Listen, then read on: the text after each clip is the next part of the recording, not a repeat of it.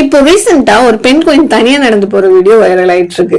எல்லாமே குரூப்பா நடந்து போற டைம்ல ஒரு பெண் குயின் மட்டும் தனியா நடந்து போகுது. இந்த வீடியோ ஏன் வைரல் ஆகுது தெரியுமா? எண்டில் அந்த பெண் குயினுக்கு என்ன ஆச்சுன்னு தெரியாததுனாலதான் அந்த பெண் குயின் வீடியோ நம்ம மைண்ட்ல ஸ்டே ஆயிட்டு இருக்கு. அது சேஃபா போச்சான்னு தெரியல, திரும்ப குரூப்ல சேர்ந்துச்சான்னு கூட தெரியல, இல்ல அது அங்கேயே நின்றுச்சான்னு கூட தெரியல. ஆனா அதான் பாயிண்ட்.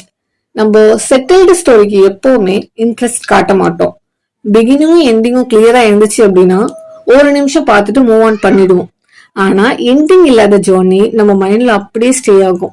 ஏன்னா நம்மளோட இமேஜினேஷன் அப்பதான் ஒர்க் ஆகும். என்ன ஆகிருக்கும், இப்ப என்ன நடந்திருக்கும் அப்படின்னு. இது பெண் குயினுக்கு மட்டும் இல்ல, நம்ம லைஃப்ல கூட அதேதான். பீப்புள் நம்மளோட சக்சஸை விட ஃபெயிலியரை விட ரொம்ப அட்டென்ஷன் கொடுக்கறது எப்ப தெரியுமா?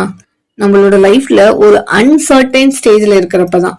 ஆன்சர் இல்லாத டைம்ல, டெசிஷன் எடுத்து ரிசல்ட் வராத டைம்ல, ஜேர்னி நடந்துட்டு இருக்கப்போ மேபி அதனால கூட இந்த வீடியோ நமக்கு க்ளோஸா ஃபீல் ஆகலாம்.